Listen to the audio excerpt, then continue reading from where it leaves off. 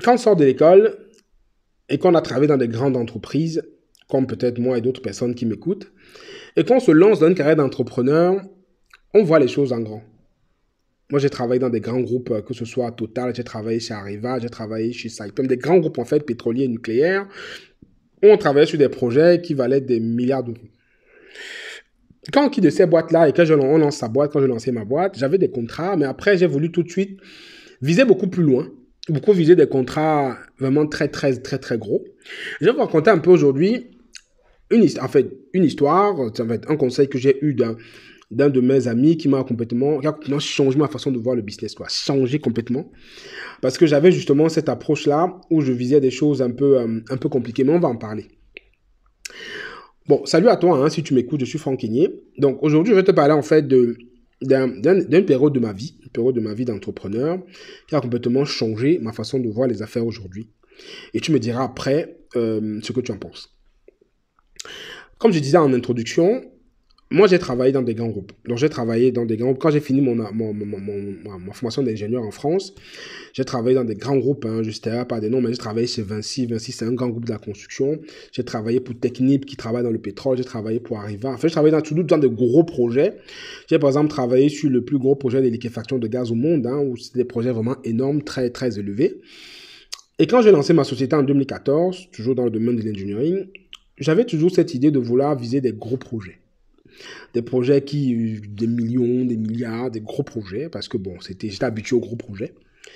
Et j'ai bien sûr commencé petit avec des contrats un peu modestes que j'ai gagnés avec cette boîte-là. Mais tout de suite après, j'ai commencé à vouloir viser des gros contrats. Même comme je n'avais pas la structure. Mais de gros contrats, mais pas en Occident. Pas en Occident. Je faisais de gros contrats sur le continent africain. Donc, ceux qui savent ce que c'est qu'on a toujours de gros projets sur le continent africain où on parle de milliards par-ci, on parle de milliards par-là. Et moi, comme j'étais habitué à des projets qui étaient assez costauds, je me disais, bon, c'est des trucs qui sont aussi accessibles pour moi. Donc, la petite histoire, en fait, c'est que lorsqu'on s'intéresse à ces contrats-là, forcément, on essaie de rencontrer des personnes qui peuvent peut-être vous conduire vers ces contrats. Donc, on se dit, voilà, ma stratégie était claire à l'époque, c'était que ces gros contrats, je cherche des entreprises qui sont ici en Occident ou qui sont en Asie, qui sont intéressés de pouvoir travailler sur le continent africain, qui ont des capitaux et qui peuvent donc aller investir sur le continent africain dans ces projets de milliards, soit en PPP, donc partenariat public-privé, ou répondre aux appels d'offres avec les financements qui vont bien. Et on fait ce qu'on appelle des groupements, et on fait ces groupements-là, on gagne des affaires, et on signe des milliards, et ciao, chacun a sa part, et c'est bon. Donc j'ai commencé à travailler comme ça. Donc, je scrutais tous les appels d'offres qui passaient. J'allais en Afrique tout le temps pour voir les projets qui sortaient. Je voyais de gros projets qui sortaient au Burkina, en Côte d'Ivoire, au Cameroun, au Sénégal. Et je cherchais donc des partenaires autour de moi avec qui je pouvais donc répondre. Jusqu'à là, tout va bien. Jusqu'à là, il n'y a pas de problème. Mais un moment après, on se rend compte que on tourne en rond. Parce qu'il faut vous dire en Afrique, qu'on ne vous mente pas, hein, des contrats de milliards ne se négocient pas en répondant à l'appel d'offres. Hein. Je pense qu'il y a d'autres enjeux. Ça se négocie dans d'autres secteurs, dans d'autres cercles. Et pourquoi on vous donne des contrats qui valent 1, 2, 3 milliards, je pense qu'il y a quand même d'autres éléments que votre compétence et peut-être votre beau dossier d'appel d'offres qui compte. Voilà. Mais ça, j'ai découvert ça à mes dépens. On va en parler. Donc, c'est-à-dire, donc voilà, je faisais bien, j'avais des partenaires tant en Occident qu'en Afrique. Mais ce qui se passe, c'est qu'en Afrique, les gens sont très malins. Juste en y pensant, je rigole. C'est-à-dire, les gens avec qui je travaillais en Afrique, chaque fois que je venais, on me disait toujours d'apporter un costume, j'amenais toujours des colis pour les gens qui me promotaient des contrats avec des milliards. On me demandait, je dépensais, quand j'étais sur place, je donnais à boire aux gens, je ramenais du vin, je faisais des choses, machin. Je vous parle de ça il y a quoi? C'est là 5 ans, 6 ans. Hein. Donc, je commençais les grosses affaires sur le continent africain. Et les gens te disaient toujours, on va te présenter X, on va te présenter Y. Je dépensais. J'amenais des partenaires qui dépensaient leur billet d'avion, mais moi, je dépensais beaucoup plus. Parce que quand vous amener vos partenaires français, eux ne connaissent pas les choses. Il faut peut-être amener des choses, comme les costumes, amener vos partenaires sur place. Ils ne connaissent pas ça. Ils disent, non, moi, je viens faire mon truc. Après, moi, je pars me coucher. Donc, tu es obligé d'entretenir les gars parce qu'on te promet des contrats de milliards. Donc, j'ai fait ça pendant beaucoup d'années, pendant peut-être 2, 3 ans, où j'ai vraiment beaucoup dépensé en termes de lobbying pour pouvoir signer ne serait-ce qu'un seul contrat du milliard. Mais je me rappelle, un jour, je suis allé au Cameroun, toujours pour un de ces contrats. J'étais avec des Sud-Africains, on visait un très gros projet dans la partie électrique, et on est parti rencontrer les partenaires, en fait, les autorités locales pour pouvoir signer ces contrats. Et je suis allé manger le soir chez un très bon ami à moi. Je me parle de ça comme c'était hier. C'est ça, en fait, c'est ça qui m'a fait le déclic comme ça. Je suis allé manger chez lui, il m'a accueilli, il m'a reçu, on a discuté, il m'a dit, bon, qu'est-ce que tu fais maintenant? Qu'est-ce que tu es venu faire ici? Tout ça, machin. J'ai commencé à lui parler de mes projets, des contrats que j'avais, de comment est-ce que je travaillais, que je parlais des... Voilà, il n'attendait que milliards. Il y a le milliard. On va travailler le milliard. 10 milliards, 15 milliards. Mon ami là, c'est un homme qui fait des affaires beaucoup plus longtemps. Il est plus avancé des affaires que moi. Il connaît mieux la réalité du terrain. Il est vraiment implanté en Afrique depuis plus longtemps. Il connaît beaucoup plus les affaires que moi et il a beaucoup de grandes affaires. Il s'est mis à rire. Il s'est mis à rigoler. Il me dit que mais, tu parles du milliard comme si tu parlais du million. Il m'a posé une question très simple. Qui es-tu pour qu'on te donne un projet de milliard? La question a été posée très simplement. Qui es-tu pour qu'on te donne un projet de milliard? Même si tu es, je ne sais pas, voilà. J'ai essayé de lui dire que non, je connais machin, on va répondre aux appels d'offres. Je connais, il me dit que mon gars, il faut laisser ça. Le milliard que tu vois là, il faut travailler toi-même ton milliard avec ta sueur, avec ton énergie, avec tes moyens. Et le jour que tu auras le milliard, ce n'est pas le milliard que tu vas voir. C'est les efforts qui t'ont amené au milliard que tu vas apprécier. Ce n'est pas les affaires que tu vois. Mon ami là, juste pour information, lui il est milliardaire. Il me dit, moi, ce n'est pas les affaires de muscle. Voilà, il me dit, c'est l'effort que tu vas mettre. C'est le travail que tu vas faire au quotidien. C'est les efforts que tu vas consentir. C'est la stratégie qui va t'amener au milliard. C'est la satisfaction de ce travail-là qui va être plus important que le milliard que tu vas avoir. Donc, laisse-moi les affaires que tu dis que je vais amener tel partenaire, me donner 15 milliards.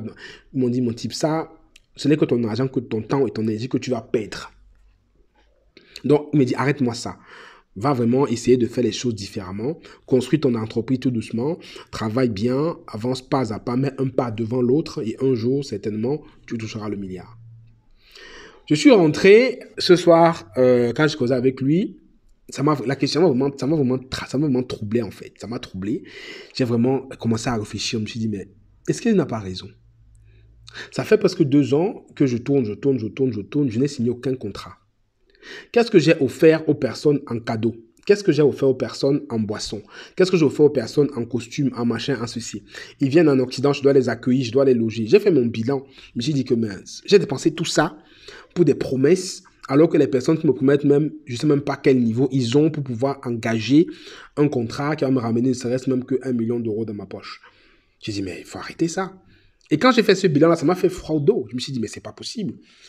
Un bilan, je dis, mais il a effectivement raison. Et c'était comme si, vous voyez, comme si vous dormez, et on vient vous donner une claque comme ça, on vous réveille en fait. Donc j'étais dans un sommeil, en fait, j'étais dans un sommeil comateux, je dormais. Ils sont venus, il m'a complètement giflé, il m'a réveillé. Et depuis ce moment-là, j'ai complètement arrêté. Et c'est justement après ça que j'ai créé ma société au Cameroun, Green Power, aujourd'hui, où on travaille dans le solaire, où depuis vraiment on fait de très belles choses, on avance très bien.